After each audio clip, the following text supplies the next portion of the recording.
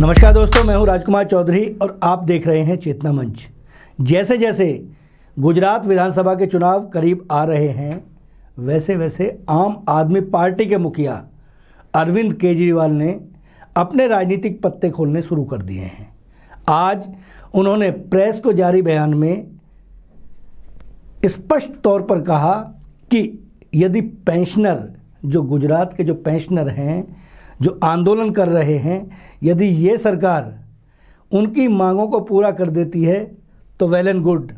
अन्यथा उन्होंने दावा किया है कि 2 महीने बाद जब आम आदमी पार्टी सरकार बनाएगी तो निश्चित तौर पर इन मांगों को जरूर पूरा किया जाएगा। उसके अलावा कई और मुद्दों पर भी अरविंद केजरीवाल ने अपने पत्ते खोले हैं। सुनिए। पिछले कई दिनों से गुजरात के सरकारी कर्मचारी बड़ा व्यग्र प्रदर्शन कर रहे हैं। सभी सरकारी कर्मचारी बहुत दुखी हैं, बहुत गुस्से में हैं और पहली बार देखा गया जिस तरह से सेक्रेटेरिएट का घेराव किया गया, जिस तरह से इतनी बड़ी संख्या के अंदर सरकारी कर्मचारी सड़कों के ऊपर हैं। उनकी मेन डिमांड है ओल्ड पेंशन स्कीम लागू की जाए। मैं उन सब साथियों को आश्वासन देता हूं, गारंटी देता हूं कि आम आदमी पार्टी की सरकार बनेगी तो गुजरात के अंदर हम ओल्ड पेंशन स्कीम लागू करेंगे। कल ही पंजाब के सीएम ने ऐलान किया है कि उन्होंने पंजाब के अंदर ओल्ड पेंशन स्कीम लागू करने की तैयारी करने के लिए ऑर्डर दे दिए हैं। तो जैसे पंजाब में अब लागू करने जा रहे हैं, वैसे ही हम लोग गुजरात में भी ओल्ड पेंशन स्कीम लागू करेंगे। मेरी सभी सरकारी कर्मचारियों से निवेदन है, आप अपना संघर्ष जारी रखिए। अगर ये सरकार कर देती है तो ये सरकार कर दे, अगर नहीं करती है तो 2 महीने के बाद जब सरकार बदलेगी तो हम करेंगे। एक और चीज़ बड़ी इंटरेस्टिंग देखने को मिल रही है, ये दोनों पार्टियां हमारे खिलाफ इकट्ठी हो गई हैं। ये दोनों पार्टियां खूब मेरे को गालियां देती हैं। केजरीवाल कमीना है, केजरीवाल झूठा है, केजरीवाल आतंकवादी है, केजरीवाल ये है, केजरीवाल वो। दोनों की भाषा भी एक है, दोनों के शब्द भी एक हैं। मेरा कसूर क्या है? मैं कहता हूं कि हम गुजरात के लोगों की महंगाई दूर करेंगे। ये कहते हैं केजरीवाल कमीना है। ये पार्टियां नहीं चाहती कि गुजरात के लोगों की महंगाई दूर हो। मैंने कहा कि हम गुजरात के लोगों की बिजली मुफ्त कर देंगे। ये दोनों पार्टियां मिलकर मेरे को गाली देती हैं। ये नहीं चाहती कि गुजरात के लोगों की बिजली मुफ्त हो। मैंने कहा कि हम गुजरात के सरकारी स्कूल बहुत शानदार कर देंगे जैसे दिल्ली में किए। ये नहीं चाहती कि गुजरात के स्कूल अच्छे हों, गुजरात के अस्पताल अच्छे हों। मेरा यही तो कसूर है कि हम गुजरात के लोगों की भलाई की बात कर रहे हैं और ये दोनों पार्टियां मिलकर खूब जबरदस्त तरीके से हमारा विरोध कर रही हैं। और अब देखना, आने वाले दिनों में ये लोग खूब बड़े बड़े अपने राष्ट्रीय स्तर पे खूब बड़े बड़े नेता उतारेंगे, सारे आके मेरे को गालियां देंगे। केजरीवाल चोर है, केजरीवाल भ्रष्टाचारी है, केजरीवाल कमीना है, केजरीवाल ये है, केजरीवाल वो। और मेरा कसूर केवल इतना है कि मैं गुजरात के लोगों के भले की बात कर रहा हूँ। आज गुजरात में एक्स आर्मी वाले प्रदर्शन कर रहे हैं, फॉरेस्ट गार्ड प्रदर्शन कर रहे हैं। अभी वीडियो देखा जिसमें खाकी वर्दी वाले खाकी वर्दी वालों के खिलाफ लड़ रहे हैं। ये अच्छी बात नहीं है। फॉरेस्ट गार्ड प्रदर्शन कर रहे हैं, नेशनल हेल्थ मिशन के वर्कर्स प्रदर्शन कर रहे हैं, एलआरडी वेटिंग वाले प्रदर्शन कर रहे हैं, वीसी प्रदर्शन कर रहे हैं, गांव-गांव से वीसी आए हुए हैं, टीचर्स प्रदर्शन कर रहे हैं, किसान प्रदर्शन कर रहे हैं। ऐसे लगता है जैसे सारा गुजरात सड़कों के ऊपर है।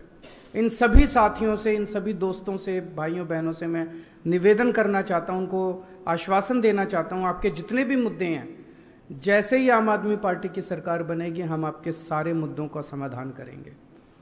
मैं उन सारे ब्यूरोक्रेट्स को कहना चाहता हूं कि उन्होंने कभी भी इनके मुद्दे नहीं उठाए। उन्होंने कभी भी गुजरात में जो इतना भ्रष्टाचार हो रहा है उसका मुद्दा नहीं उठाया। जो लोग प्रदर्शन कर रहे हैं कभी भी उनके मुद्दे नहीं उठाए। जितने सरकारी कर्मचारी प्रदर्शन करके ओल्ड पेंशन स्कीम मांग रहे हैं, मैं इन सभी ब्यूरोक्रेट्स को कहूँगा कि एक बार लिखें कि वो ओल्ड पेंशन स्कीम लागू की जाए। जितने ये forest guard, ex army officer, NHM, health workers, ये भी इस देश के नागरिक हैं, इनको भी अपना जनतांत्रिक अधिकार है अपना वोट वो करने का। अगर ये दुखी हैं और ये सरकार में बदलाव चाहते हैं तो क्यों नहीं होना चाहिए। मेरे को बीजेपी के ऊपर बहुत दया आती है, उनसे निकम्मी पार्टी मैंने अपनी जिंदगी में नहीं देखी। सीबीआई उनके पास है, ईडी उनके पास है, इनकम टैक्स उनके पास है, पुलिस उनके पास है, उसके बावजूद वो रोज प्रेस कॉन्फ्रेंस करके कुछ इसने ये कर दिया, उसने वो कर दिया, उसने। जिंदगी में कभी केंद्र में हमारी सरकार बनी तो हम दोषियों को जेल भेजेंगे, प्रेस कॉन्फ्रेंस नहीं करेंगे। इसके ये मतलब है कि उनसे काम नहीं हो रहा, उनसे काम नहीं हो रहा, नौटंकी कर रहे हैं, सुबह से शाम तक बैठ के नौटंकी करते हैं। अरे किसी ने गलत काम किया, पकड़ के जेल भेजो दोषियों को।